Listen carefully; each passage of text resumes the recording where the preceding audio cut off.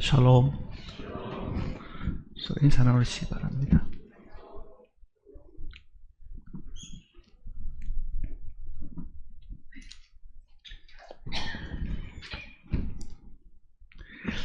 우리가 기도를 해야 되는데요. 그 기도 중에는 상대방에게 복을 빌어줘야 되는 기도가 분명히 있습니다. 구약 성경 속에도 제사장들에게 하나님께서 특별히 명하신 내용이 있습니다. 민수기 6장을 한번 보시면요.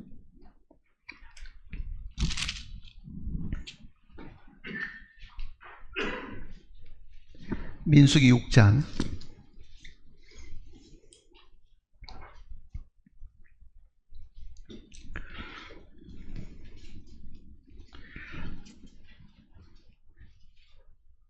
22절 말씀부터 보겠습니다. 6장 22절입니다. 여호와께서 모세에게 말씀하여 이르시되 아론과 그의 아들들에게 말하여 이르기를 너희는 이스라엘 자손을 위하여 이렇게 축복하여 이르되 여호와는 내게 복을 주시고 너를 지키시기를 원하며 여호와는 그의 얼굴을 내게 비추사 은혜 베푸시기를 원하며 여호와는 그 얼굴을 내게로 향하여 드사 평강 주시기를 원하노라 할지니라 하라. 그들이 이같이 내 이름으로 이스라엘 자손에게 축복할지니 내가 그들에게 복을 주리라. 우리는 새해가 되면은 복 많이 받으세요 하는 인사를 사실 합니다. 아무 의미도 없이 하는 겁니다. 복을 주시는 분은요, 하나님이 주시는 거잖아요. 복을 받으라 한다 해가지고 복이 저절로 내려오는 것도 아니고, 분명히 그 복은 믿지 않는 사람들도 복을 받으라고 할 때는 자기가 주는 것이 아니고 누군가는 주신다는 뜻인데, 그 복을 주시는 분은 하나님 자신이거든요. 그래서 하나님이 당신에게 복을 주기를 내가 바랍니다, 기도합니다, 그 뜻입니다.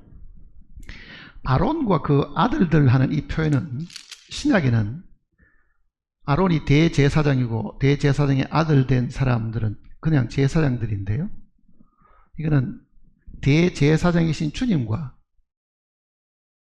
구원받은 우리들을 두고 아론과 그 아들들 이렇게 사실 표현한 겁니다. 우리도 구원받고 난 이후에는 너희는 왕같은 제사장들이요 그러잖아요. 그러니까 구약 성경 속에 예시되어 있는 이 많은 내용은 그림자로 주신 거지만은 실제는 예수님과 교회를 두고 하시는 이야기입니다. 그러면은 하나님께서 뭐라고 부탁하셨느냐 하면은 아론과 그 제사장들은 마땅히 하나님께 이 복을 구해서 이 백성들이 복을 받도록 해야 한다. 그 내용이 지금 여기 기록된 그 내용입니다. 뭐를 기도하라고 이야기하시냐면요, 이렇게 얘기합니다. 24절과 26절까지 같이 한번 읽어봅시다. 여호와는 내게 복을 주시고 너를 지키시기를 원하며 여호와는 그의 얼굴을 내게 비추사 은혜 베푸시기를 원하며 여호와는 그 얼굴을 내게로 향하여 드사 평강 주시기를 원하노라 할지니라. 그렇게 백성에게 하나님께 구하라고 이야기하신 거잖아요. 자, 복을 주시고 지켜주시고 은혜 주시고 평강 주시기를 구하라. 그럼 가만히 있으면 복이 오느냐?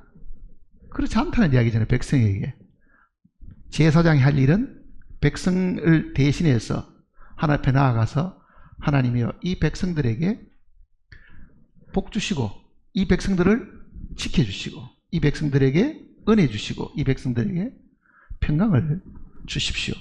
그러면 하나님이 하늘에서 들으시고 그들에게 복을 주겠다, 이렇게 이야기하신 겁니다. 구원받은 우리들을 성경은 분명히 제사장이라고 언급을 하셨는데 우리가 해야 될 일들은 뭐냐? 주여 믿지 않는 저 영혼을 주님께서 은혜 주시기를 원합니다.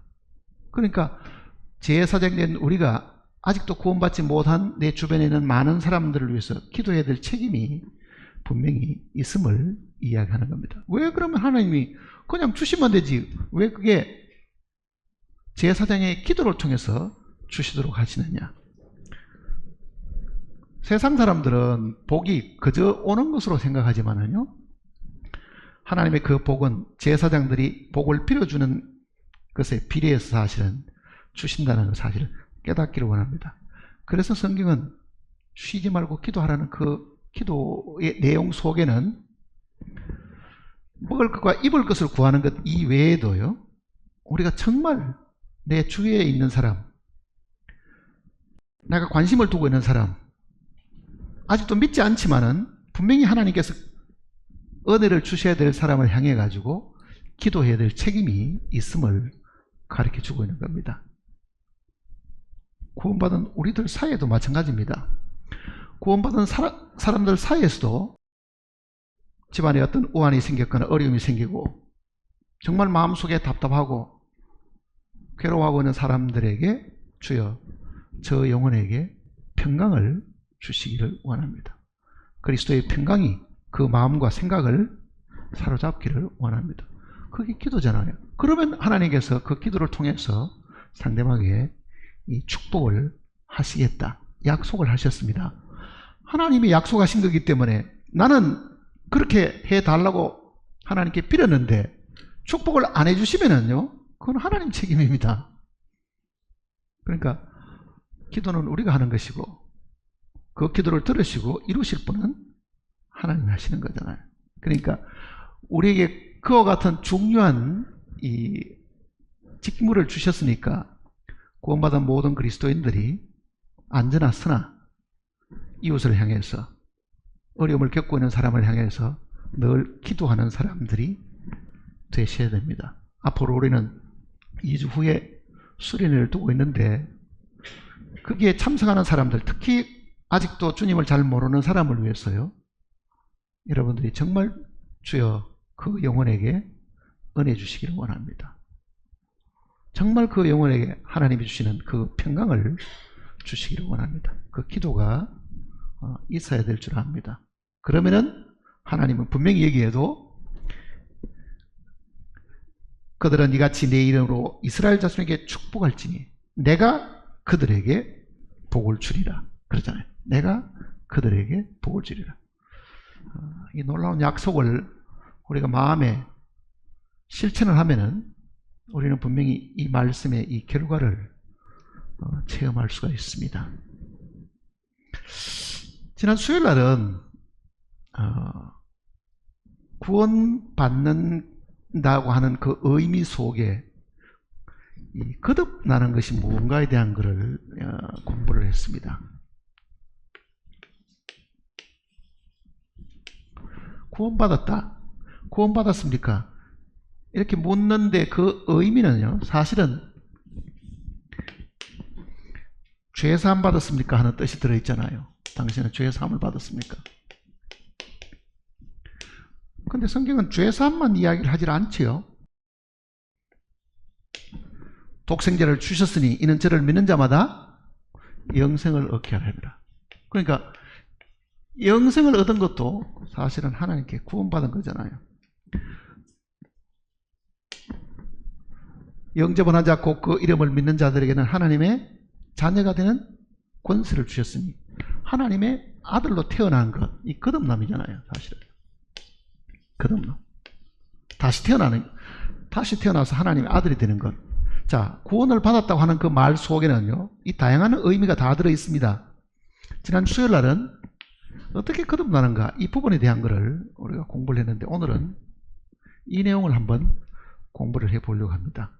구원을 받았다, 나는 죄 사함 받았다 하는 이제 그 얘기잖아요.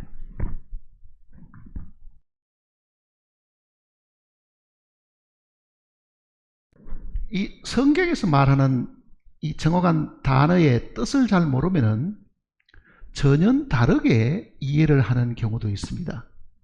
용어는 같은 용어인데 구원이라는 같은 용어를 써도요, 구원받지 않는 사람이 구원이라는 말을 쓰는 것하고 참으로 구원받은 사람이 구원이라는 용어를 쓰는 것하고는 다릅니다. 그리고 어떤 사람들 이야기하는 건 구원받았습니다 하는 그 말 속에 다르게 이해하고 다르게 전하는 경우도 상당히 많이 있습니다. 그러니까 성경에서 말하는 그 의미의 뜻을 먼저 정확하게 알고 있어야 됩니다. 자, 우리가 어떤 사람을 만나가지고 구원받았습니까? 물으면은요, 상대방이 기분 좋게 생각하는 게 아니라 기분 나쁘게 생각하는 경우도 있습니다. 구원이 뭔데? 왜 그걸 나한테 묻는데? 별걸 다 물어보네. 아마 이렇게 이야기하는 사람도 있을 것이고, 또 구원을 받았다고 하는 사람들은 아니, 지마 구원받았냐? 나도 구원을 받았는데 뭐 이렇게 남이 물어보는 것에 대해서 기분 나쁘게 생각하는 사람들도 있을 겁니다. 성경은 이 죄 사함 받는 이 부분을 정확하게 우리에게 어떻게 가르쳐주고 있는가? 성경에서 말하는 하나님의 방법대로 죄 사함을 받아야 됩니다. 사람이 만들어낸 교리로 죄 사함 받은 사람도 들어 있습니다. 교리상으로 그 교리를 배워가 자기가 죄 사함 받았다고 그 지식을 가지고 있는 사람들도 많이 있습니다.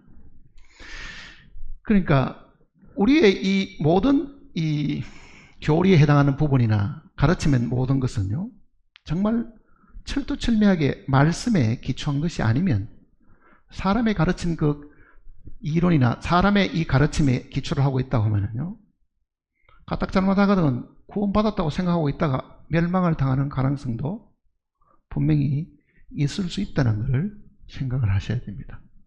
자, 그러면은 죄 사함 받는 것이 정확히 무엇을 두고 하는 이야기냐? 하나님 편에서 이 죄 사함이 어떤 부분을 두고 하는 이야기인가를 한번 생각을 해보려고 합니다. 죄 사함 받았습니까? 대답 안 하신 분은 아직도 확신이 없으신 것 같으네. 죄 사함 받았어요? 두 번째 물어보겠습니다. 어떻게 받았어요? 어떻게 죄 사함 받았냐고요? 성경이 그렇게 말했는데요. 아마 이렇게 이야기하고 싶지요. 성경에 그렇게 말씀하시는데 내가 그럼 죄 사함 받았지 뭐. 그래도 뭐가 불분명한 부분들이 사실은 들어 있습니다. 죄 사함은요, 사람들이 생각하는 것처럼 내 안에 죄가 많았는데, 내 양심을 괴롭히는 많은 죄들이 있었는데 어느 날 내 양심이 깨끗해, 내 안에서 뭐가 죄가 하나도 없어졌다. 그러니까 죄 사함이 자기 기억 속에서 자기를 괴롭히고 있던 어떤 죄들이 사라지는 것이 죄 사함이라고 생각하는 경우도 있습니다. 그런 죄 사함은 성경이 말하지를 안 했습니다. 그러니까 누구든지 지금 이 죄 사함 받았냐 물으면요, 받았다고 말을 하는 그 순간에도 자기 속에 죄가 있다는 것을 알고 있기 때문에 내가 이런 죄를 가지고 있으면서 죄 사함 받았다고 말하면 이게 모순이야 이렇게 생각하는 거잖아요. 나는 방금 죄 사함 받았다고 말하고 나서도 금방 거짓말할 사람이고 금방 화를 낼 사람인데 정말 이게 죄 사함 받은 것이냐? 그러니 자기를 들여다보잖아요. 자기를 들여다보면 죄 사함 받은 가치를 안 씁니다. 여전히 거짓말하고 여전히 화를 내고 여전히 속이고 여전히 적당하게 말을 버물리고, 그런 자기를 보면은 이게 정말 죄가 깨끗하게 씻음을 받았다고 하면은 아니 깨끗해야 되는데 믿는다고 말하는 즉시 그 다음에도 여전히 자기가 깨끗하지 않다는 걸 알고 있기 때문에요, 이게 정말 죄 사함 받은 것이냐 이렇게 이제 의심을 하는 경우가 많습니다. 아마 제 이야기를 들으면서 마음속에 공감하시는 부분도 있을 겁니다. 그래, 나도 지금 아침에도 나오면서 내가 좀 불쾌한 일이 있었고 화낸 일이 있었고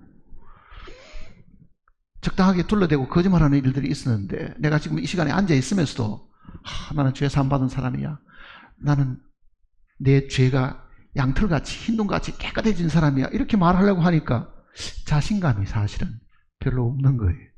자신감이. 근데 성경에서 이 죄 사함을 사람들이 정확하게 잘 몰라서 사실은 그렇습니다. 자, 성경에서 말하는 이 죄 사함이 뭔가를 한번 보려고 하면요, 찬송 가사 속에 이런 좋은 가사가 있습니다. 이 가사를 먼저 한번 보십시다. 257장입니다.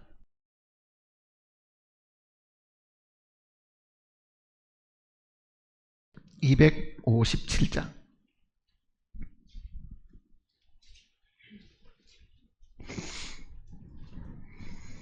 마음에 가득한 의심을 깨치고, 257장 3절을 보시면요,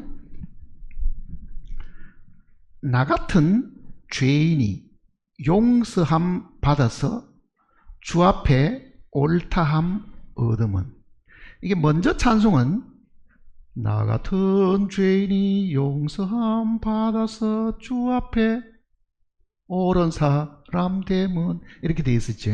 근데 이제 가사가 조금 바뀌기는 해도 틀리는 내용은 아닙니다. 거기 보면은 주 앞에 옳담 얻는다. 주님 앞에서 옳은 사람이 된다. 자, 주님 앞에서 옳다는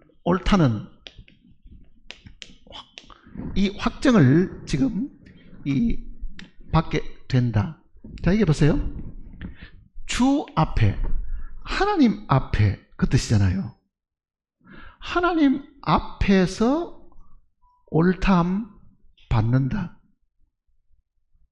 근데 많은 경우는 자기와 자기 양심 사이에 문제만 늘 붙들고 있는 거예요.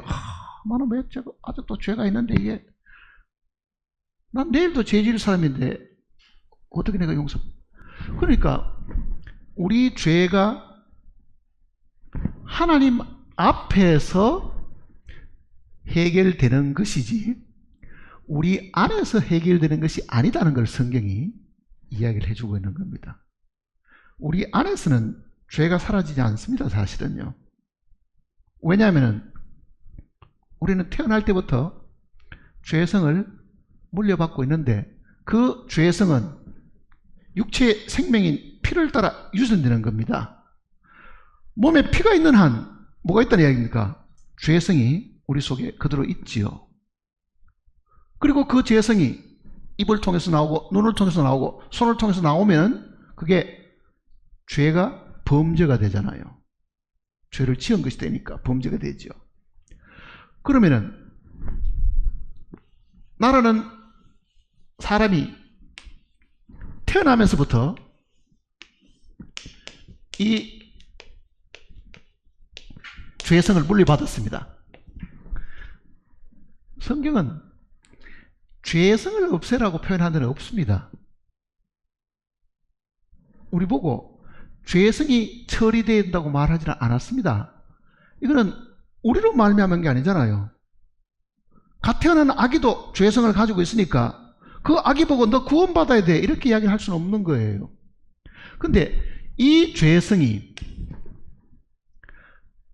조상에게 물려받은, 유전되듯이 우리 속에 물려받아가 우리 속에 들어왔는데, 이 죄성이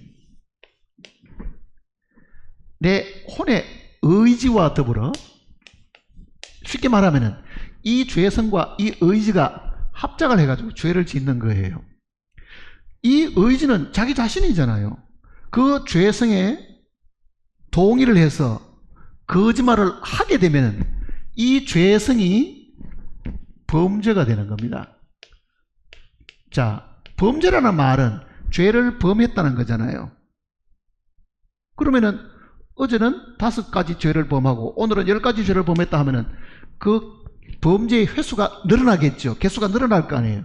그러니 실제 이 죄성으로 인해 가지고 범죄한 이 범죄들이 하나부터 열까지 하나도 안 빠지고요, 하나님 앞에 다 있게 됩니다. 이거를 먼저 기억을 해야 됩니다. 우리는 내가 지은 죄는 내 기억 속에 남아있다고 생각하지만요, 내 기억 속에서 사라지고 잊어버린 것까지도 낱낱이 하나님 앞에 다 기록이 되어 있고, 하나님이 다 그거를 다 알고 계실 뿐 아니라 죄의 장부 속에 다 기록이 되어 있으니, 한번 보세요. 내가 하나님 앞에 죄의 사함을 받으려고 하면 내 기억 속에서 죄가 사라지기를 바라서 될 일이 아니지요. 어디서 해결돼야 됩니까? 하나님 앞에서 해결돼야 됩니다, 사실은요.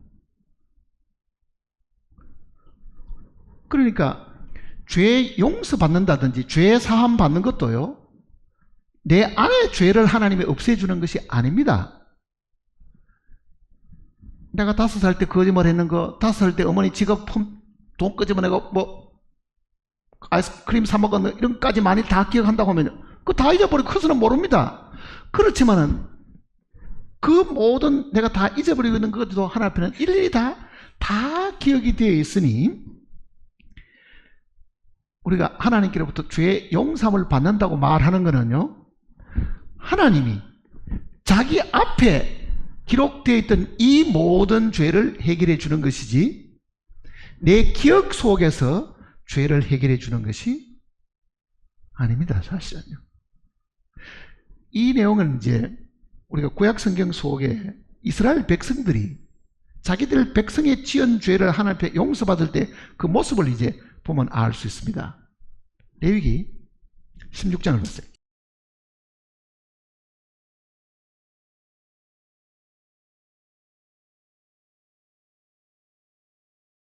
레위기 16장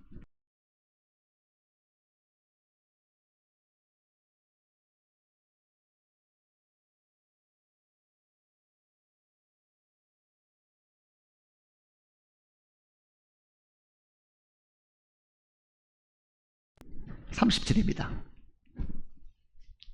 16장 30절. 이 16장은 이 속죄에 무엇을 해야 되는가를 이야기하고 있는 겁니다. 유대인의 7절기 중에서 6번째에 있는 그 절기가 속죄절이잖아요. 속죄절. 그리고 7번째 있는 것이 초막절인데, 이 속죄절 날, 날짜로는 7월 1일 날 이스라엘 민족 전체가 성전 앞에, 이 회막 앞에 다 모여야 됩니다. 그러면은 하나님 앞에 죄를 정결함을 받아야 될 대제사장도 예수님처럼 죄 없으신 분이면 좋겠지만요, 인간 대제사장은 죄가 있죠. 그러니 그 대제사장도 자기 죄를 정결함을 먼저 받아야 됩니다. 그리고 자기 죄가 없어지고 난 다음에 백성의 죄를 대신 하나님 앞에 고해서 그 피를 드림으로 인해서 용서받도록 하는 것이 그 앞에 기록이 되어 있습니다. 그러니까 대속죄절날 대제사장이 이 이스라엘 민족 전체의 죄를 다 하나님 앞에 짊어지고 그 다음에 하나님 앞에 가서 정결함을 받는데, 이렇게 기록하고 있습니다. 30절에 보세요. 이 날에 너희를 위하여 속죄하여 너희를 정결하게 하리니 너희의 모든 죄에서 너희가 여호와 앞에 정결하리라. 이 구절을 잘 기억해야 합니다. 여호와 앞에 정결하리라. 자, 한번 보세요. 백성들은 자기 죄가 다 있습니다. 그 백성들은 염소를 끌고 오면은 그 백성들이 염소에게 안수를 하도록 해놨습니다. 앞의 내용을 보면요, 안수한다는 말은 두 가지 의미가 있다 그랬죠. 하나는 동일시하는 겁니다. 이 염소와 나는 같습니다. 이 염소가 죽는 거는 내가 죽는 겁니다. 그 말이잖아요. 또 하나는 전가시키는 의미가 있습니다. 나의 모든 죄는 이 염소에게 다 옮겨졌으니 이 염소가 내 죄짐을 지고 죽어서 나는 하나님 앞에 정결함을 받는다. 그 두 가지 의미가 있는데, 자, 백성이 염소에게 다 안수를 해서 그 염소가 자기와 동일하고 염소의 죽음이 자기 죽음이고 나의 모든 죄가 건너갔다. 그렇게 앞에 보면은요, 16장 앞부분에 그렇게 기록되어 있습니다.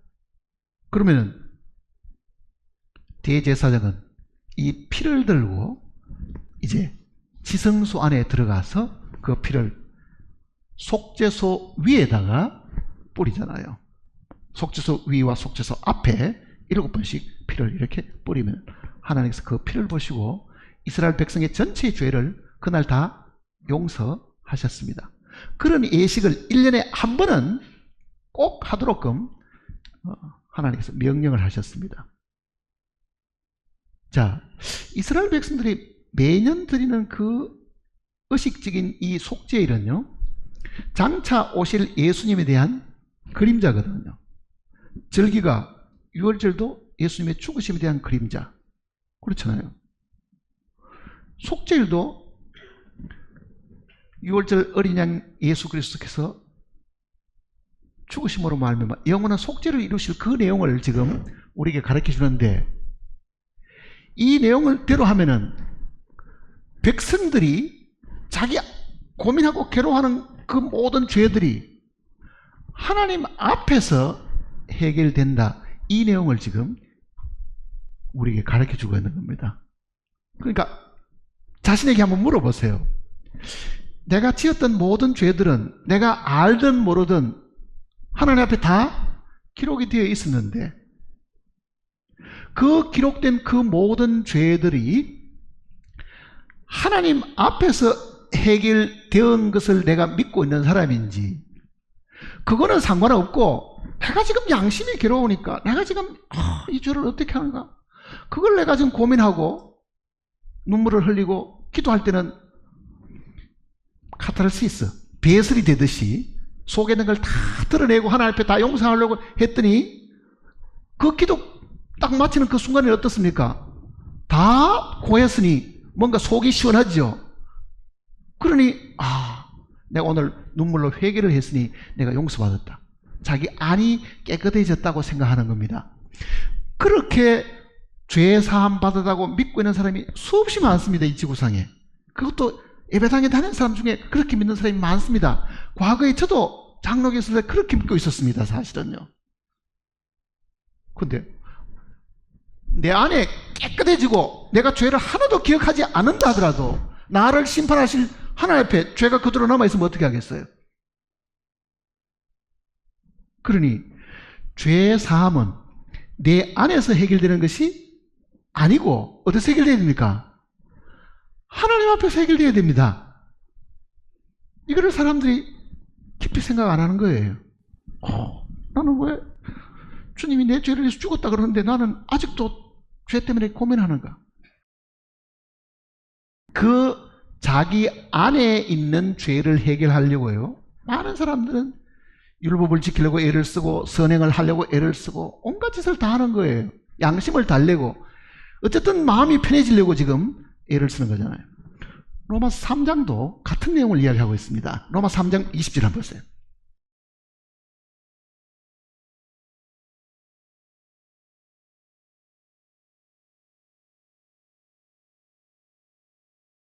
로마서 3장 20절입니다. 같이 읽어볼까요? 그러므로 율법의 행위로 그의 앞에서 의롭다함을 얻을 육체가 없나니. 율법으로는 죄를. 자, 율법의 행위로 그의 앞에서 그러잖아요. 하나님 앞에서 그 말이잖아요.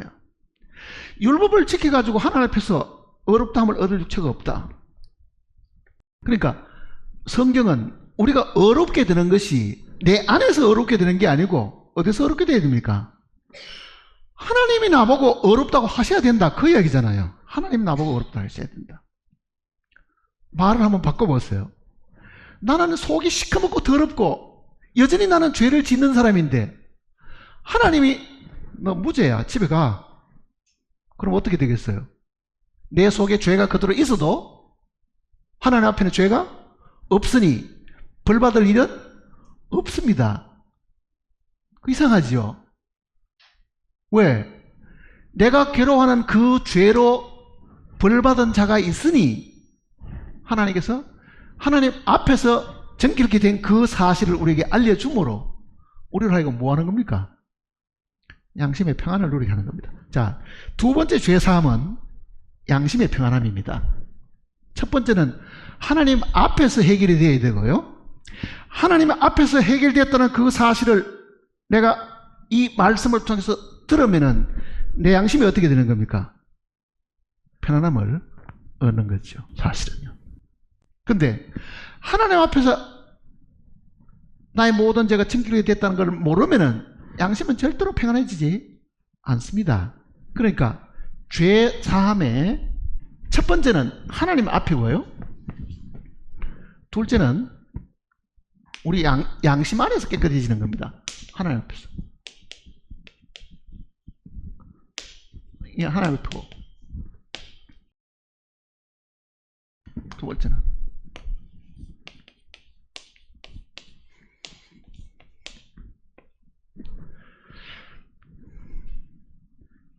양심의 평안함이라는 거는요, 하나님 앞에서 우리의 모든 죄가 다 깨끗하게 씻음받은 것을 듣고 알고 믿어서 이루어지는 일들입니다.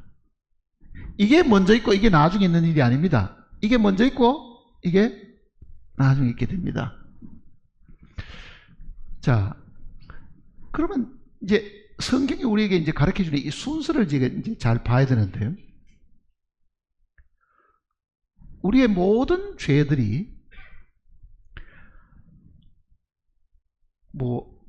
내가 태어나서부터 지금까지 지었던 모든 죄들이 하나님이 일일이 다 기억을 하셔가지고 그게 기록으로 사실 남겨두셨는데 성경 곳곳에 우리의 죄가 하나님 앞에 있다는 것을 늘 이야기를 하고 있습니다. 시편 90편을 보시면요.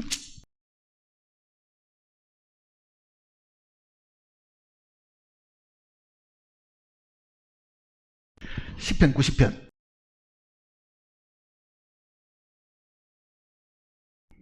8절입니다.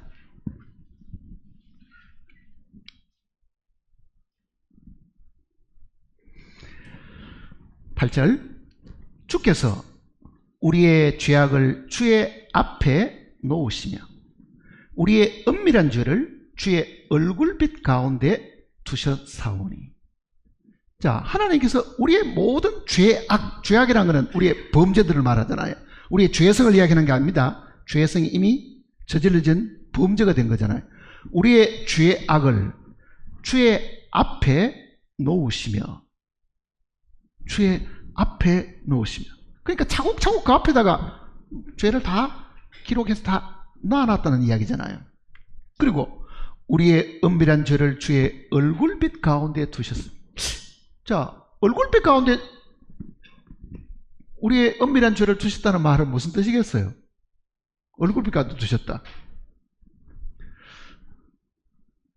이런 이야기입니다. 내가 만일 어떤 사람에게 폭행을 하거나 강도짓을 해가지고 그 사람에게 상해를 입히고 돈을 뺏었습니다. 그리고 달아났습니다. 빼앗긴 나는 그 사람 얼굴을 기억하고 있습니다. 훔쳐간 사람은 다 잊어버리고 그 돈 다 쓰고 아무 생각 없이 길거리를 배회하는데 피해를 본 나는요, 늘 기억하고 있다가 만났습니다. 그 사람 만나면 내 얼굴이 어떻겠어요? 웃겠습니까? 맥살을 잡고 아마 내 얼굴 속에 내가 그동안 빼앗겼던 돈, 상처 입었던 그 분노가 그대로 치밀해가지고요, 당장에 끌고 경찰서로 데려가거나 아마 그렇게 할 겁니다. 쉽게 말하면 피해를 본 사람은 가해자를 향해서 어떻다는 이야기입니까? 그 얼굴에 죄가 나타난다는 뜻이잖아요. 그 사람을 향한. 하나님이 우리를 보실 때 죄인을 향해서는요, 뭐가 있습니까? 하나님의 진노와 분노와 대노가 있음을 이야기하는 겁니다. 그러니 그 앞에 죄인들은 절대로 설 수 없는 이유가요, 하나님의 이 얼굴빛 속에 하나님의 이 죄인을 향한 진노가 거기 있다는 이야기잖아요. 진노가 있다는 것. 그게 우리의 은밀한 죄를 그의 얼굴빛 가운데 두셔사오며 이렇게 이야기하는 거예요. 그러니까 하나님 앞에도 죄가 있을 뿐 아니라 하나님이 우리를 보실 때는 정말 화를 내고 계시는데, 땅에 지금 내가 살고 있습니다. 하나님은 하늘에 계시면서 내 죄를 이렇게 다 기록해놓고 있는데, 내가 지금 하나님 앞에 있는 이 내 죄를 위해 가지고, 하나님 내 죄를 용서해 주십시오. 내가 잘못했습니다. 눈물 흘리면서 내가 앞으로 2번 다시 그 짓 안 하겠습니다. 기도를 하고, 하나님 이제부터 내가 착한 일하고 살겠습니다. 이제는 착한 일 하려고 애를 쓰고 예배당 열심히 달리고 헌금부지런하고 나름대로 최선을 다해가 삽니다. 그러면은 하나님 앞에 있는 이 죄가 조금씩 사라지겠느냐고요. 예레미야 2장을 한번 보세요. 예레미야 2장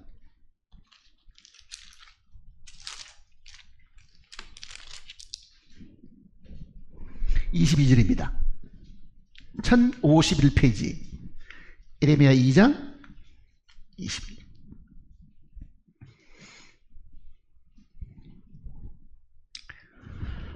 22절 같이 읽어볼까요?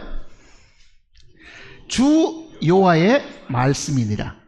내가 잿물로 스스로 씻으며 내가 많은 비누를 쓸지라도 내 죄악이 내 앞에 그대로 있으리니. 자, 내가 지금 죄인입니다. 내가 지은 죄가 기억이 납니다. 괴롭고 답답습니다. 이 죄를 해결하려고 내가 눈물을 흘리고 정말 비누를 쓰듯이 이 죄를 씻어보려고 온갖 노력을 다 합니다. 죄인이 자기가 최선을 다해가지고요, 자기 지은 죄를 씻어보려고 최선을 다해도, 여기 말씀대로 하면은 비누를 쓸지라도 어떻다고요? 네 죄가 내 앞에 어떻다고요? 그대로 있다. 하나도 없어지지 않고 그대로 있다. 왜 그렇겠습니까? 내 눈물과 내 고행과 내 선행은 내 지은 죄를 한 가지도 제거할 수 있는 수단이 될 수가 없습니다. 말을 바꾸면은 한 번 저질러놓은 죄는 죄 지은 자기도 해결하지 못하고 죄 지은 이 사람의 죄인의 동료인 다른 인간도 이 죄를 없앨 수가 없다. 그 이야기입니다. 그런데 왜 사람들은 회개하면 죄 용서받는다고 가르치느냐고요. 눈물을 내고 죄 용서받는 게 아닙니다. 철야기도 한다고 죄가 없어지느냐고요. 13장을 보세요. 예레미야 13장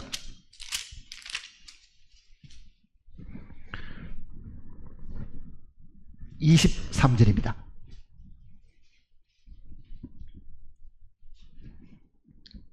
23절 같이 읽어볼까요? 구스인이 그 피부를 표범이 그의 반점을 변하게 할 수 있느냐?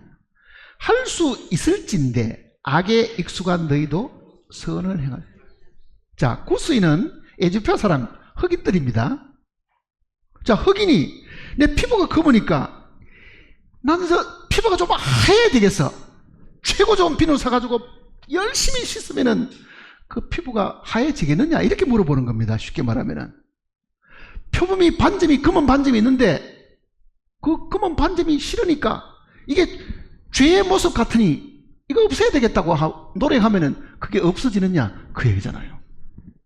한 번 저질러낸 죄는 표범의 반점처럼 피부가 검은 이 구스인처럼 없앨 수가 없다. 사람은 죽었다 깨나도 흑인을 백인으로 만들 수가 없고 표범의 반점을 없앨 방법도 없습니다. 그런데 사람들은 그렇게 노력하잖아요. 내가 젊은 날은 수단 방법을 가리지 않고 돈을 벌었는데 양심에 송사가 많으니 양로도 짓고 고원도 짓고 장학사업도 하고 막 돈을 온갖 데 다 뿌리가 선행을 합니다. 신문에도 나고 표창장도 받고 그런다고 해가지고 그가 돈 벌 때 수단 방법을 가리지 않고 갈취하고 속이고 장부 속이고 그런 것이 자기 선행으로 그게 상각이 되느냐고요. 그게 없어지느냐고요.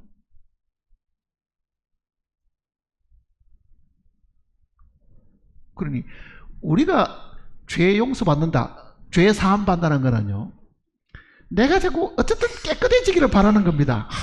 내가 지은 죄가 너무 많아. 나도 알고 하늘도 알고 다 아는데 이 죄를 없애야 되는데,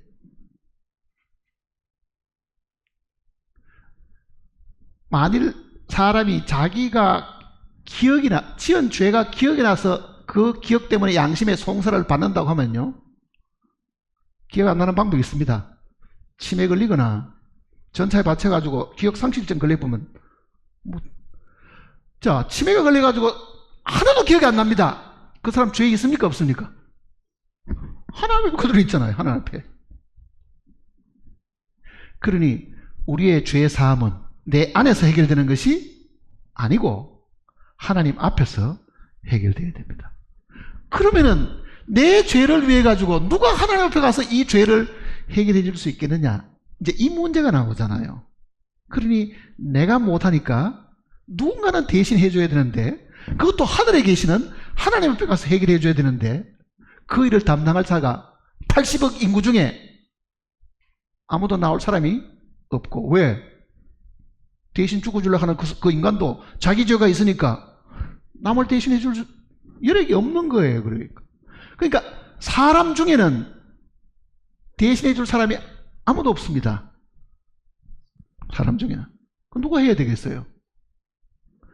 사람 중에 사람의 죄를 대신할 사람이 없다는 걸 하나님이 아셨기 때문에, 하나님이 먼저 아시니까요, 뭘 하셔야 되겠어요? 대신 죽어질 사람을 하나 구해야 되겠는데, 그것도 죄 없는 사람을 구해야 되겠는데, 하늘에는 아무도 없어요. 천사들이 뭐 그 육체가 있는 것도 아니잖아요. 그래서 하는 수 없이 하나님이 자원하신 겁니다. 근데 우리가 알기에도 하나님은 영이시잖아요. 영은 우리처럼 육체가 없으니까 피를 흘릴 수가 없지요. 피 흘림 없은 적 사함이 없다. 그 피 흘려 주려고 하면, 하나님도 나를 위해서 피를 흘려 주려고 하면은 영으로서는 피를 흘릴 방법이 없으니까 뭘 하셔야 돼요? 피 흘리는 몸을 입으셔야 돼요. 그게 성육신이라고 해요. 사실은요, 하나님이 사람의 몸을 입으신 것.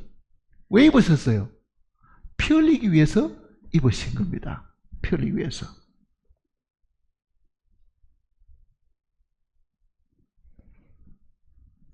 우리는 그 비밀을 모르죠. 사실은요, 피 속에 생명이 있다는 걸 우리가 뭐 실험실에서 연구해가 알았습니까? 지금부터 3000년, 500년 전에 레위기 17장에 기록되어 있는 그 육체의 모든 생명이 피에 있다는 그 이야기가 3500년 전에 하나님이 하신 말씀인데, 과학자들이 그걸 언제 알아내느냐고요. 과학자들이 그걸 알아낸 지는요, 그렇게 최근의 이야기입니다. 피의 순환을 통해서 생명이 유지된다는 것은 거의 최근에 알게 된 거예요. 자, 그 옛날에 하나님이 피를 흘리지 않고는 하나님 앞에 있는 이 모든 인간들의 이 죄를 해결할 방법이 없으니 하나님이 방법을 생각해내시고 그걸 이루시려고 뜻을 세우신 겁니다. 레위기 17장을 보세요. 레위기 17장.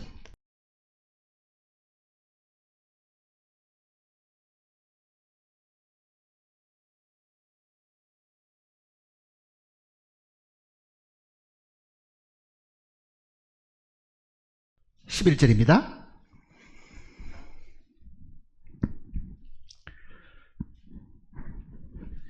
11절. 육체의 생명은 피에 있습니다. 내가 이 피를 너희에게 주어 제단에 뿌려 너희의 생명을 위하여 속죄하게 하였나니 생명이 피에 있으므로 피가 죄를 속하느니라. 생명이 피에 있으므로. 자, 이스라엘 민족들도 그 모든 죄가 하나님 앞에 다 있죠. 우리의 죄도 하나님 앞에 다 있죠. 이스라엘 민족들에게는 하시는 말씀이, 자, 너희 죄가 한 사람의 죄가 빠지지 않고 이 앞에 다 있는데, 죄는 그 결과가 죽음이잖아요. 죄의 삭은 사망이니까 네 죄가 사함 받으려고 하면 너도 네가 죽든지 아니면 네 죽음을 대신할 다른 죽음을 가져오든지 그 얘기잖아요. 다른 죽음을 가져오든지. 그러니까 하나님 앞에 있는 이 많은 죄들을 해결하는 데에 죽음으로 죽음을 해결해야 되니까, 이거는 죽음으로 죽음을 해결하는 것은 생명을 내놔야 된다는 뜻이거든요. 이 생명이 우리가 말하는 피다, 그 얘기입니다. 피다. 말을 바꾸면은 율법조차 그의 모든 물건이 피로서 정결케 되나니 피 흘림이 없은즉 사함이 없다. 인생의 이 인간들의 모든 죄를 해결하기 위해서는 피 흘림이 있어야 된다.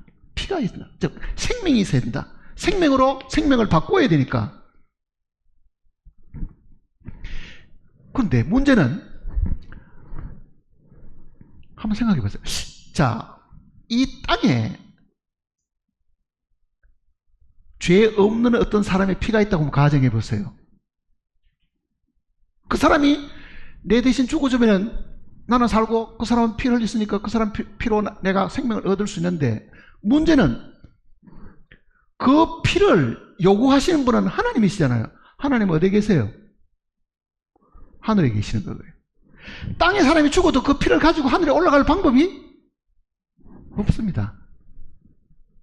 사람 중에 혹시 대신 죽는 사람이 있다 하더라도요, 하나님은 하늘에 계시고 너는 땅에 있으니 그러잖아요. 하나님 앞에 그 피를 갖다 보여드려야 되는데, 하나님의 요구는 하나님 앞에 그걸 갖다 드려야 되는데, 인간 중에 하나님 앞에 올라갈 사람이 아무도 없는 거예요. 그거는 하나님께로부터 오신 분만 하나님께로 갈 수가 있죠. 누굽니까? 우리가 믿는 예수님이잖아요. 예수님. 나는 이 세상에 속한 것이 아니다. 나는 하늘에서 왔다. 자, 죄사함하고요, 이 성전하고 관계가 있습니다. 죄사함하고 성전하고. 우리는 성막 공부를 다 하셨는데요, 시편 115편에 이렇게 말씀하셨습니다. 하늘은 여호와의 하늘이라도. 자, 하늘은 하나님 겁니다. 하나님이 계시는 곳이고 그 뜻입니다. 땅은, 먼저 성경은 인생들에게 주셨도다 그러잖아요. 자, 하늘은 하나님 거고 땅은 사람 거고 그 이야기입니다. 인간이 죄를 범하면서 하늘과 땅이 원수가 되어버린 거예요. 하늘과 땅이, 즉 하나님과 사람은 원수가 되어버린 거죠. 사람은 땅에 살고 있고 하나님은 하늘에 사는데, 이 하늘과 땅이 화목을 해야 됩니다. 하늘과 땅이 원수에서 다시 화목을 이루어야 되는데, 하늘과 땅이 다시 만날 수 있는 방법이 뭐냐? 그 얘기입니다. 이게 우리가 구원받은 이 속죄가 하늘과 땅이 만나는 겁니다. 하늘과 땅이 만나는 거예요. 하늘과 땅이 어떻게 만나요? 이사야서 66장을 봤어요.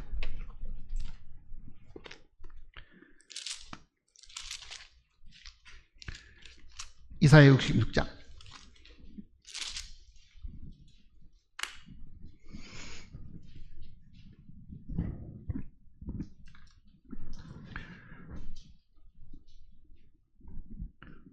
이사야 66장 1절입니다.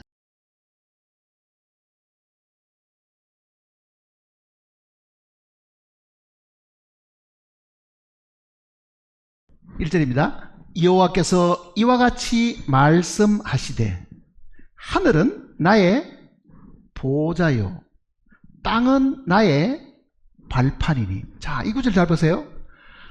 하늘은 하나님이 앉아 계시는 보좌가 있는 곳이고, 인간이 사는 이 땅은 하나님이 발을 얹어 놓는 곳인데, 짐작이 갑니까? 하나님이 얼마나 크시길래 하늘에 앉아 계시고 지구에다 발을 이렇게 얹어 놓고 계시는 것처럼 이야기하고 있으나요? 하늘은 하나님의 보좌고 땅은 하나님의 발등상이다. 그러니 앉아 계시는 분 요 밑은요 땅인데, 이 내용을 성경이 우리에게 뭐를 가르쳐 주냐면요, 성전 안에 속죄소와 법궤를 하늘과 땅으로 비유를 하신 겁니다. 사실은요, 하늘과 땅으로. 역대상을 한번 보세요. 역대상 28장입니다. 28장. 역대상 28장.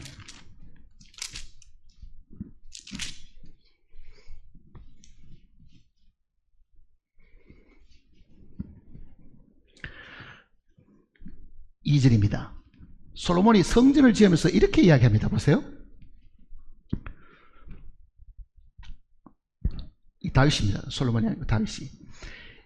2절에 이에 다윗 왕이 일어나서 이르되 나의 형제들 나의 백성들아 내 말을 들으라.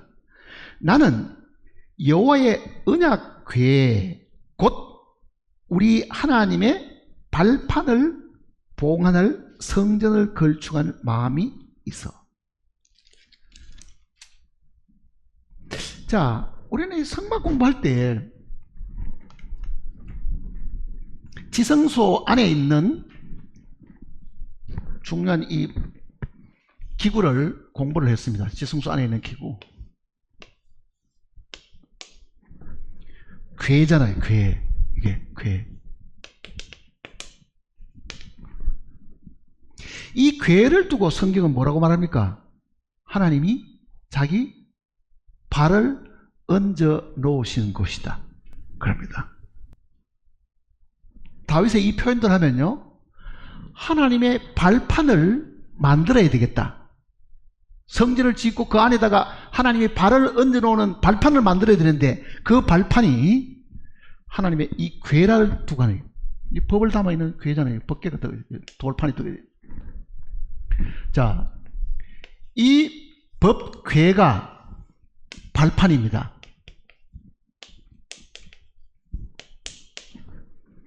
근데 이사야 66장대로 하면은요, 하늘은 여호와의 보좌요 땅은 뭐라고요? 하나님의 발등상인데, 그 표현이 있죠. 하늘은 하나님의 보좌고 발등상이 땅인데, 땅이 뭐라는 이야기입니까? 지금 궤라는 이야기입니다. 그러니까 무슨 이야기냐면, 이 궤 위에 뚜껑을 덮죠. 날개를 편 그룹이 이렇게 마주보고 있습니다. 요 궤의 뚜껑에 해당하는 이 부분, 뚜껑,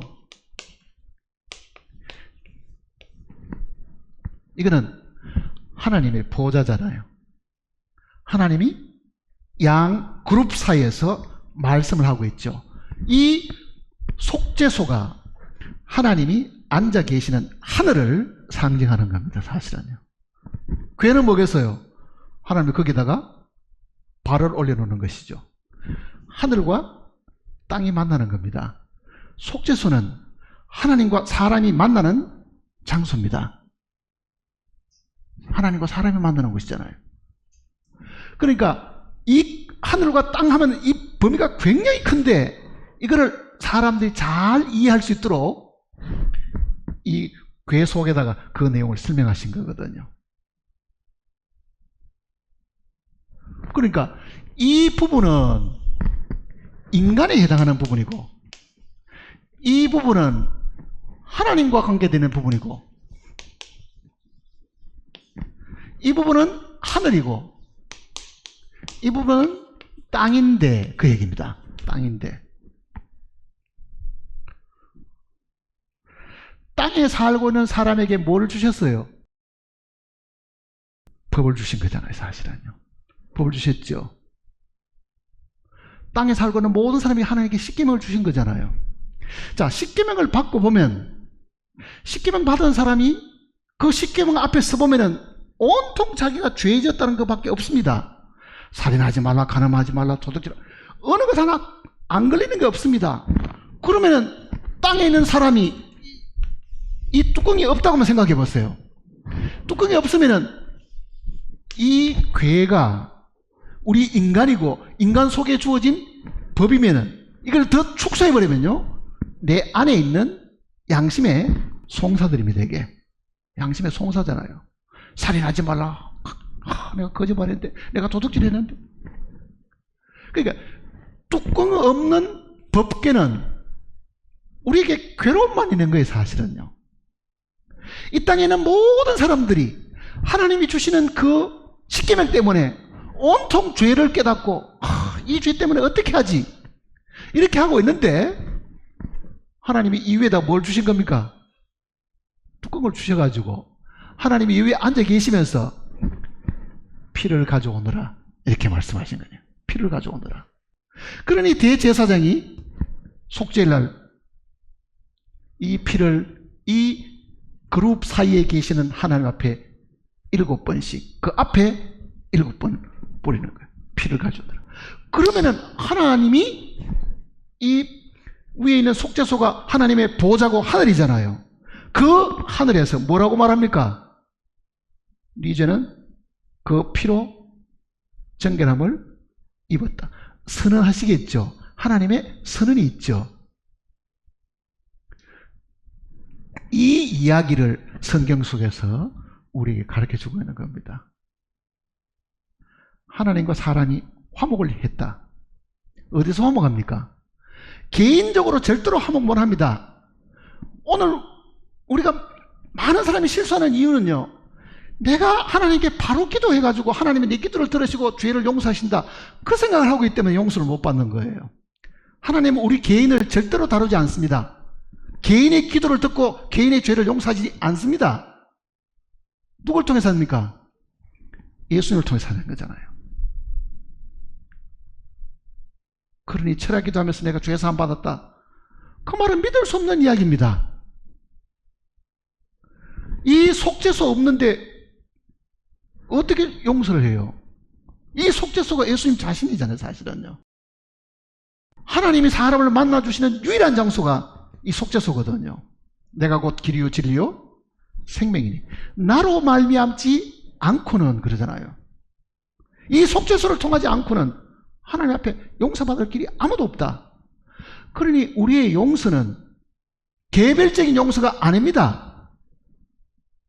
그리스도 안에서 용서받는 거예요. 그리스도 안에서.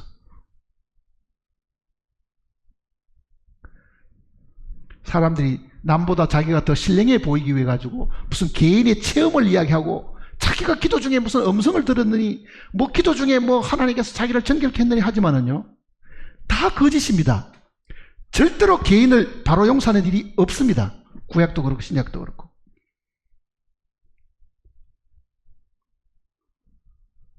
우리의 기도가 하나님 마음을 움직인 만큼 능력이 있는 줄 아세요? 365일 철야해도요, 우리는 하나님께 나아갈 수 있는 방법이 없습니다. 모든 것은 예수님 안에서 끝을 내는 거예요. 사실은 모든 것은. 그러니까 죄 사함은 하나님이 나에게 직접 하시는 것이 아닙니다. 직접 용서받은 사람이 있습니까? 가짜 믿음은요. 가짜라고요. 우리는 하늘에 올라갈 방법도 없고 하나님의 성소에 하나님 앞에 가서 피를 뿌릴 만한 우리 중에 어떤 사람도 그런 능력을 가진 사람 아무도 없습니다. 하나님이 이 땅에 오셨고 사람의 몸을 입으셨고 그가 자기 피로 하늘 성소에 들어가셨다. 그게 히브리서 9장 내용이잖아요. 히브리서 9장 한번 보세요.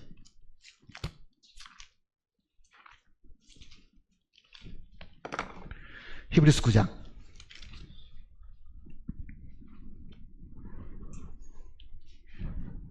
11절입니다.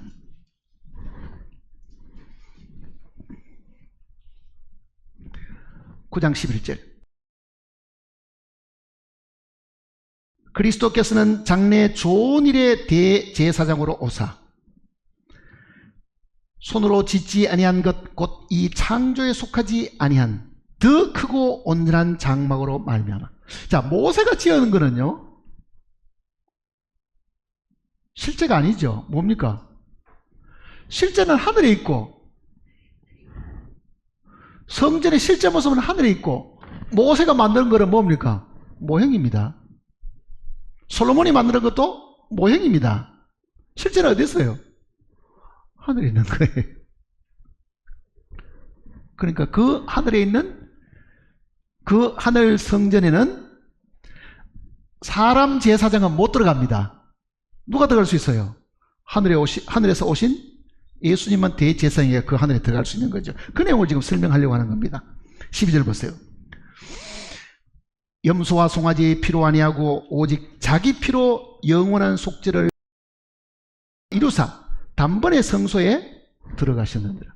자, 하늘 성소에 들어갈 수 있는 분은요 멜기세덱의 반차를 따른 대제사장이신 예수님밖에는 못 들어가잖아요. 그게 인간 대제사장은 못 들어가죠. 자, 그가 하나님의 요구를 들어드리기 위해 가지고 하늘 성소에 가서 인간 제사장들은 염소와 송아지 피를 들고 가지만은 그 짐승의 피가 어떻게 사람의 피를 대신하겠느냐, 목숨을 대신하겠느냐. 그거는 예표니까 진짜 죄 없으신 자기 피를 들고 하나님 앞에 가서 피 흘림이 없은 적 사함이 없다고 하는 이분 앞에 가서 피를 뿌려드린 겁니다. 이 하늘 성소에 가서 하나님 앞에 그 피를 들어드렸다. 그 이야기잖아요. 13절 보세요. 염소와 황소의 피와 및 암송아지의 죄를 부정한 적에 뿌려 그 육체를 정결하게 하거든. 자, 구약은 1년에 한 번씩 육체의 죄를 정결케 하는 것인데 그 육체라는 표현이 있죠. 그 다음 보세요. 14절에 하물며 영원하신 성령으로 말미암아 흠없는 자기를 하나님께 드린 그리스도의 피가 어찌 너희 뭐라고요? 양심을 죽은 행실에서 깨끗하게. 자, 구약의 제사들은 육신을 깨끗하게 하는 것이고 신약의 예수님의 이 제사는 우리 양심을 정결케 하는 것이다. 자, 어떻게 양심에 정결함이 있습니까? 하나님 앞에 모든 죄가 다 씻음을 받았다는 그 소식을 듣고 하나님이 더 이상 그 죄를 죄로 인정하지 아니하시고 나를 어렵다고 하셨다는 그 소식을 내가 듣고 그 약속을 믿어서 이제는 하나님 앞에서 내 죄가 사라졌으니 내 기억 속에 있는 이 모든 것 때문에 내가 괴로워할 필요가 없고 그 이야기입니다. 그러면 그 사람은 양심이 깨끗하게 된다. 그 얘기잖아요. 양심을 죽은 행실에서 깨끗하게 하고 살아계신 하나님을 섬기게 하지 못하겠느냐. 못하겠어요? 반문해 보세요. 못합니까? 아니죠. 자, 우리는 한번 보세요. 예수님이 태어나기도 전에, 아니 우리가 태어나기도 전에 예수님께서 자기 피로 하늘 성소에 들어가서 영원한 속죄를 이뤘습니다. 왜? 하늘은 영원한 곳이기 때문에. 한 번의 제사로 영원한 거거든요. 두 번, 세 번 드릴 필요도 없이. 그 하늘 성소에 들어가서 하나님 앞에 피를 드렸다고 하는 이 이야기를 어떻게 알았어요? 꿈에서 들었어요?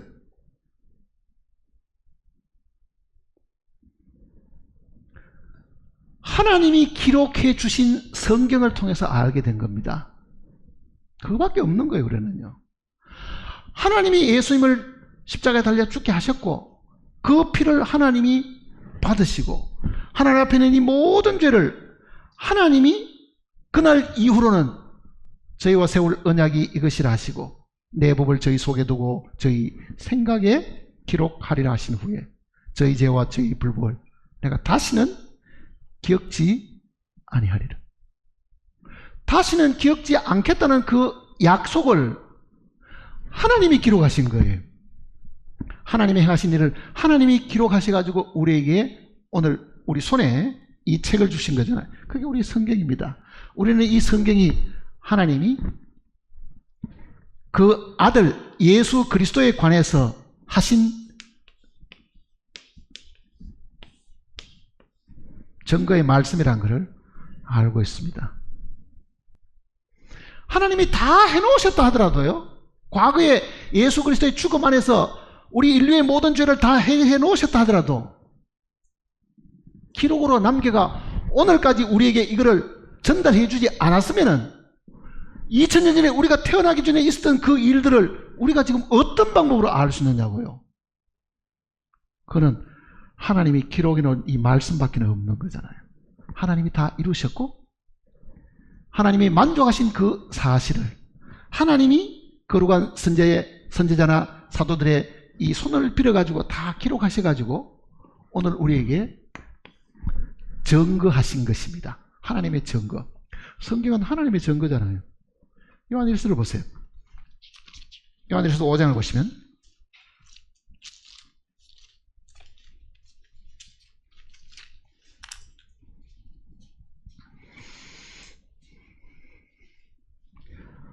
요한일서 5장 9절입니다.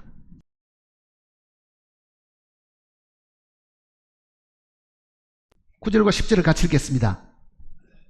만일 우리가 사람들의 증언을 받을진대 하나님의 증거는 더욱 크도다. 하나님의 증거는 이것이니 그의 아들에 대하여 증언하신 것이니라.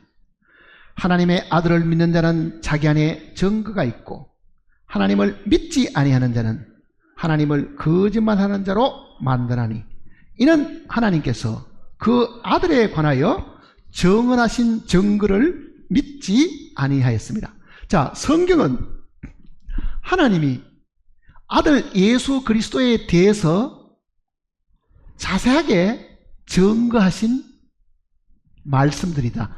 그 이야기입니다. 구약도 그러고 신약도 그러죠.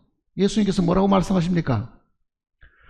너희가 성경에서 영생을 얻는 줄 생각하고 이 성경을 상고하거니와 이 성경이 내게 대하여 증거하는 것이다.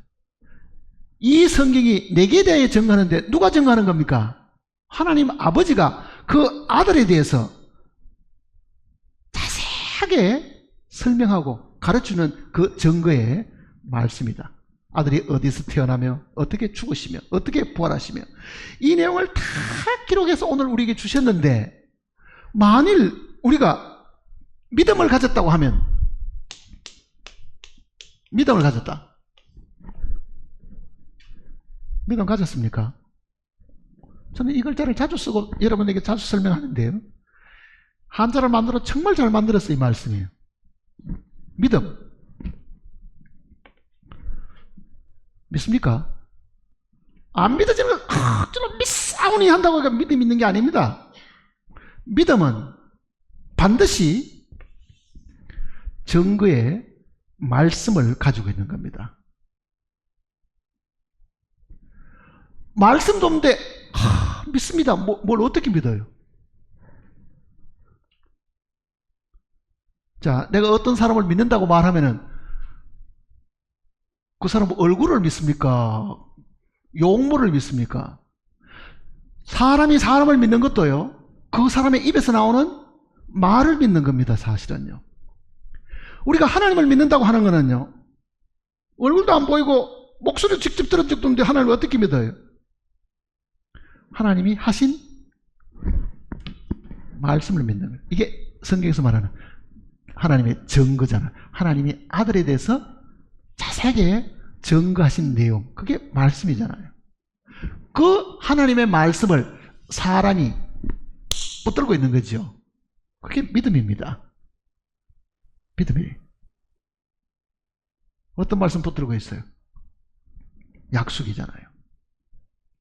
그리고 믿음은 앞으로 해 주실 것에 대한 것보다는요, 뭐라고 합니까? 해 주신 과거에 기초하고 있는 겁니다. 용서해 주실 것을 믿는 게 아니고 이미 용서해 주셨고, 우리 죄를 이미 다 깨끗하게 하신 것을 믿지, 내가 믿으면 용서 받을 것이야, 그건 믿음이 아닙니다. 그건 희망사항이잖아요.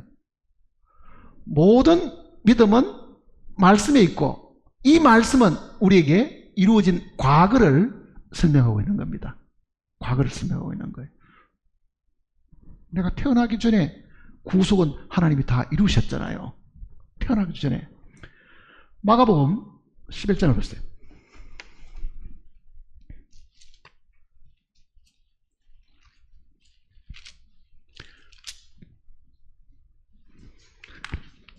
(24절입니다)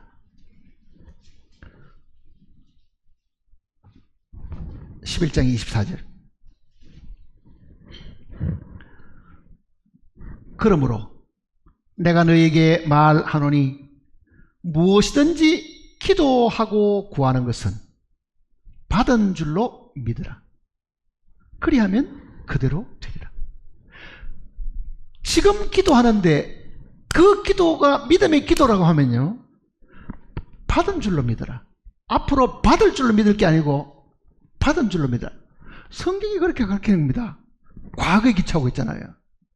하나님이 나를 용서해 주실 것을 믿는 게 아니고 용서해 주신 것을 믿는 게 믿음입니다. 항상 우리의 믿음은 항상 과거에 기초하고 있는 거예요.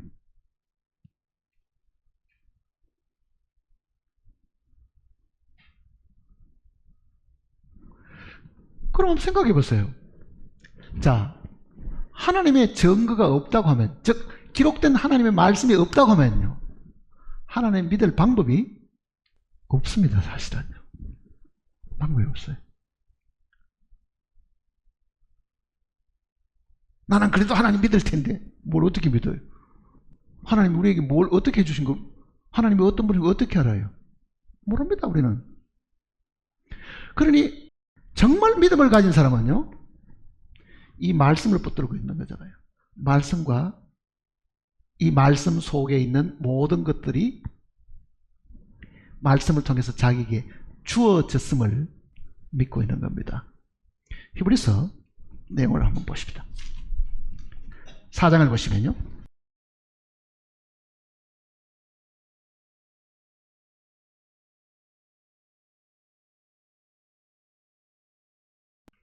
(2절입니다) 4장 2절. 그들과 같이 우리도 복음 전함을 받은 자이나 들은 바 그 말씀이 그들에게 유익하지 못한 것은, 사람이 말씀을 실컷 들었는데 그 사람에게 아무 효력을 발생을 못한다. 그 이유가 뭐냐? 그 이야기를 설명하는 겁니다. 듣는 자가 어떻다고요? 자기 속에서, 다른 역본에는 속에서 하는 그런 단어가 하나 더 들어있습니다. 자기 속에서, 자기 마음에서, 그 말입니다.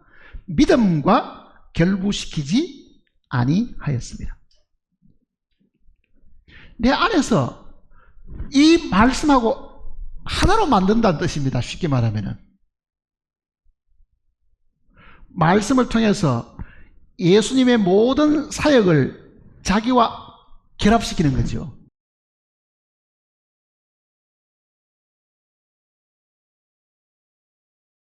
믿음은 하나님이 해놓으신 그 말씀을 내가 받아들이는데요, 이렇게 하는 겁니다. 결합, 동일시하는 겁니다. 산스크리트어에도 이 믿음이라는 말은 묶어둔다는 뜻입니다. 묶어둔다. 묶어둔다는 말이 뭐겠어요?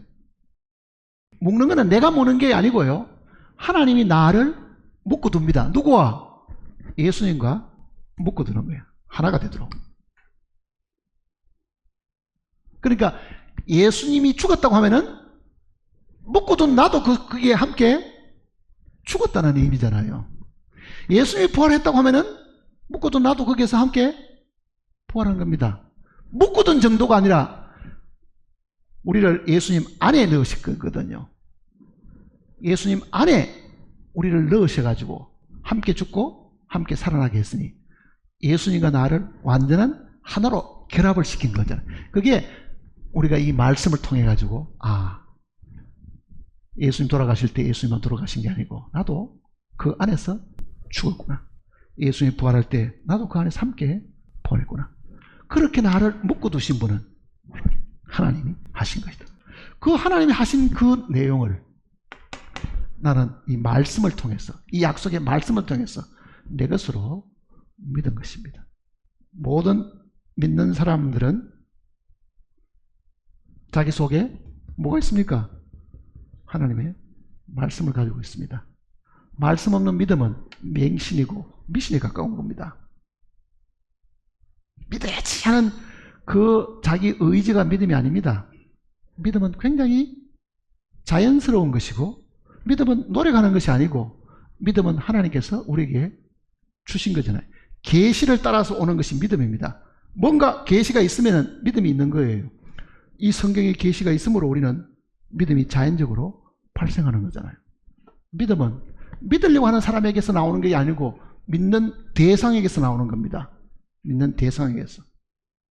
대상이 믿을만 하면은요, 내가 믿음이 요만큼밖에 없어도 내가 믿는 것은 다 이루어집니다.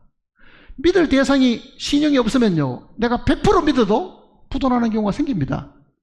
그러니 믿음은 믿는 자에게 있는 게 아니고 어디서 오는 겁니까? 주시는 믿음입니다.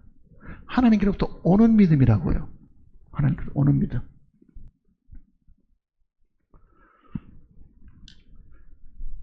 죄사함은 하나님 앞에서 일어나는 일들이고 그 일을 예수님께서 해결하셨고 우리로 하여금 그 사실을 믿을 수 있도록 하나님께서 기록된 말씀을 우리에게 주셨고 우리는 이 말씀을 통해서 하나님 해놓으신 그 모든 사실을 믿고 있는 겁니다. 하나님 앞에 이루어진 그 사실을 우리가 믿었기 때문에 우리 양심 안에서도 정결함을, 깨끗함을 입은 것을 경험할 수가 사실은 있습니다. 기도하십시다.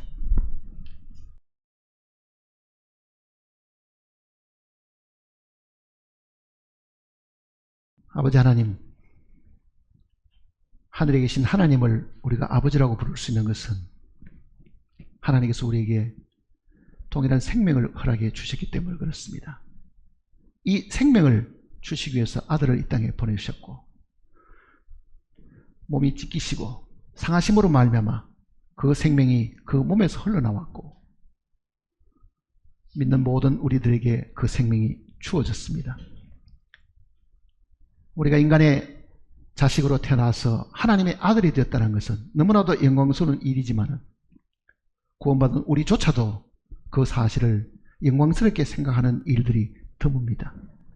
우리의 눈을 밝혀주셔서 이제 우리의 신분이 하나님 앞에 어떤 상태가 되는지를 다시 한번 보게 하시고 하나님께서 우리를 보시는 하나님의 시각이 죄 없는 어렵담을 얻은 백성을 분명히 보게 하시옵소서.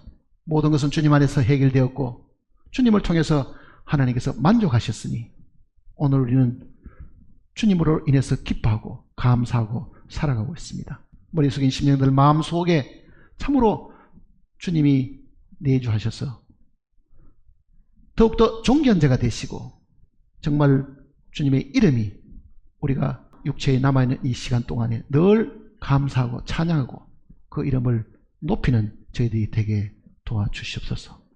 주님의 제 이름이 참으로 가까운 이 때에 저희들이 게으르고 나태하지 않게 하시고 잠들지 않게 하시고 항상 깨어서 주님을 영접하는 지혜로운 자들이 되게 도와주시옵소서. 어려움을 겪고 있는 많은 영혼들이 사오니 주님께서 위로하시고 마음의 평안함을 주실 것을 다시 한번 간구를 드립니다. 이 시간을 통해서 하나님께서 크게 영광을 받으시옵고 주님의 이름을 찬양하는 우리 모두가 주님으로 매 순간 기뻐하고 감사하고 사는 저희들이 되게 도와주시옵소서. 우리 주 예수님의 크신 이름으로 기도드립니다.